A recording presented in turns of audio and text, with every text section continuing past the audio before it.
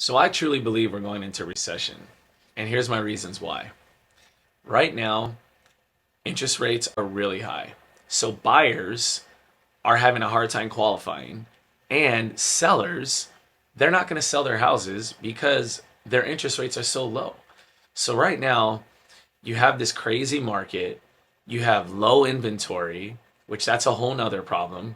We don't have enough houses that are being built, and we have this generation that needs houses. And so you combine all these problems, we're heading to a recession. What do you think, babe?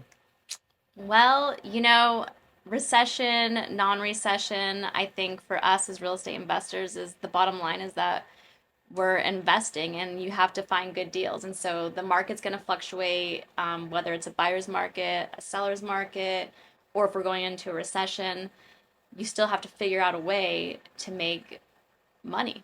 Absolutely, 100%. I think that's the key with being an investor, being an entrepreneur is like when the markets go up, go down, you still stick to what you're good at.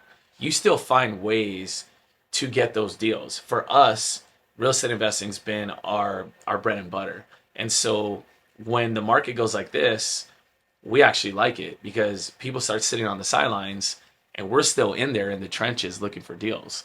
And so that's where we made a lot of our portfolio, a lot of our millions of dollars that we own in real estate through finding deals during these times. The last time when the market crashed, we were on the streets buying everything, you know.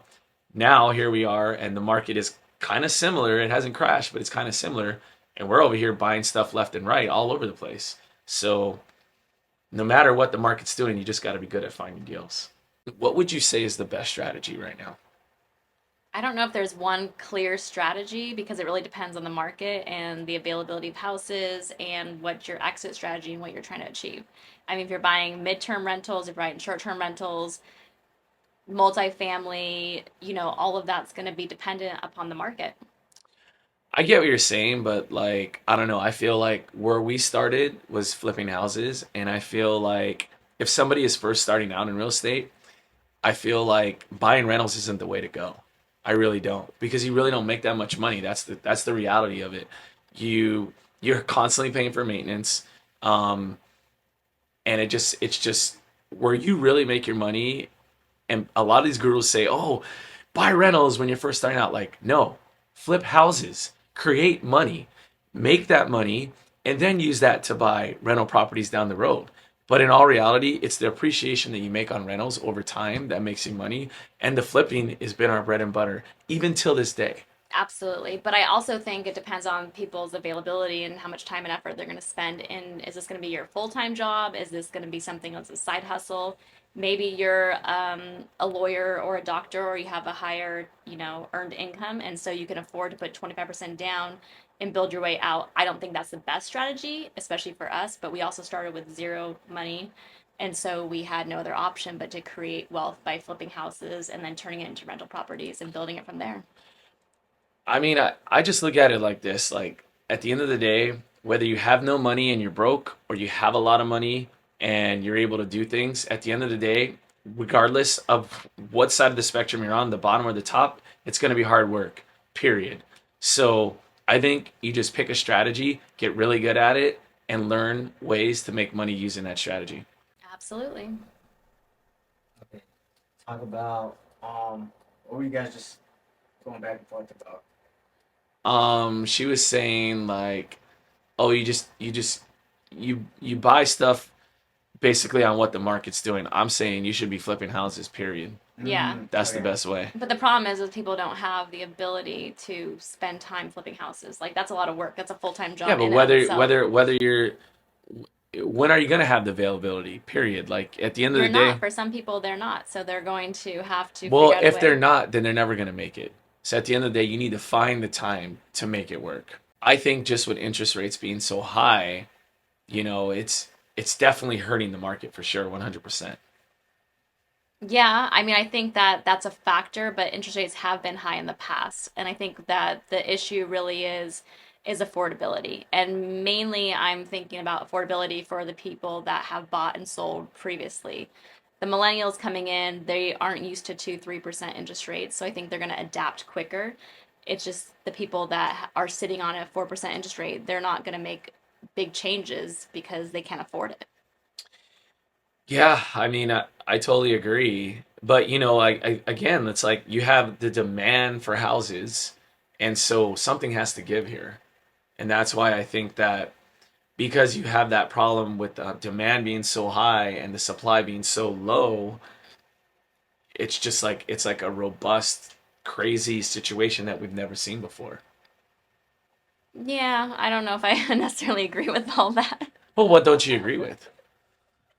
All the people that have a profession that they really love and enjoy, how are they going to spend time to take out their, like, they want to build a passive income by buying rental properties, but you can do it a traditional way. There's no one way to skin a cat. There's a bazillion ways, and it's what works for you and what works for their family and what they're willing to commit. Now, you love real estate, so you're going to put all your heart and energy into real estate.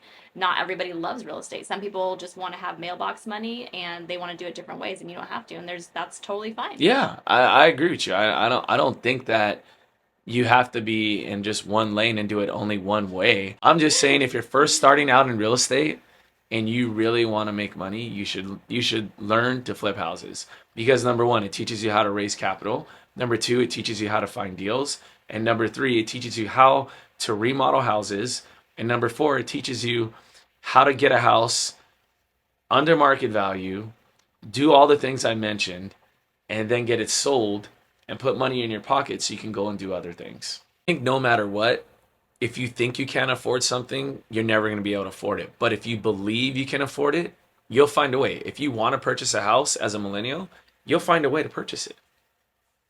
I think that's true because the thing is there's always going to be deals out there and people have to sell and people have to buy. So I think the biggest thing is trying to get something that's under market value, that's affordable and within your price point, and then you just know you're going to make money off of it. Well, and you touched on a great point is that you have to have because I know the next question are people are going to say, well, how do I get an under market value property? Like, how do I get one that's affordable in this market? Well, you need to network with the right agents. You need to network with the right people that possibly have these deals because that's how you're going to get your foot in the door to get these deals. Yeah, and I also think it's important to remember that, even though we're in a situation where we have really high interest rates, back, and the market has slowly started to come, some areas the market's shifted where it's like the prices have dropped. And so the thing is if the market were to shift back to where the interest rates get low again, then the housing prices are going to go up substantially. So it's always this battle, and you have to learn how to navigate it and find, we can still find under market value houses that still pencil with higher interest rates, and we're better off because we're paying a lower price to get into it. And then when the market does shift and interest rates go back to, like, say, a normal, 5 or 6%, then we're just going to be making even more money than we were because we've already accounted for it when it was like 7 or 8%. Agreed. I mean, if your plan is all set up and you're making sure that you're making your money when you buy, if you get it at the right price, no matter what, like Chanel was saying, interest rates going up, all these things are going on. If you get it at the right price, you win, period. And guess what? Down the road, you refinance that high interest rate to a low interest rate when interest rates do drop. So I think at the end of the day, it's finding the property that you can get at the right price so you have built in equity. And then over time, you make appreciation and you win. And it's just knowing, the thing is there's always going to be the market variables. So, there's always things you have to take into consideration. When interest rates drop, it's going to be everybody's going to be coming off the sidelines and flooding the gates, and Yep. all of a sudden, market's going to explode and be super high. So, there's always challenges. It's just figuring out a way to how do you navigate and how do you put the deal together and structure it so that it makes sense. And this is where it's like, this is where you need to sharpen your pencil. This is where you need to be good at learning how to find deals because when everybody's on the sidelines and you're picking up deals, you're going to go through and you're going to make it all the way through the long haul as opposed to everyone, like you said, that's jumping from the sidelines, coming in. They're going to have a hard time. They're going to have to start from scratch and try and do things all over again. Well, the competition is just so much more higher, and that's where it's important to, like, leverage and get coaching or get help, and find mentors that can help you during this more difficult time, because The thing is, it's always going to be hard and challenging, but with somebody who knows what they're doing, they'll lead you. Well, that's the thing. Like, they're going to lead you. Listen, we've been doing this for over 12 years. We've bought multifamily flipped houses, own single family, we own businesses, we've done it all. So you're gonna want to be aligned with people that have done this through trial and error. You're gonna want to get knowledge from people that have done this. So that's how you get better. That's how you acquire properties. That's how you learn to do all these different things. So you learn how to find deals when the market is really tight like this.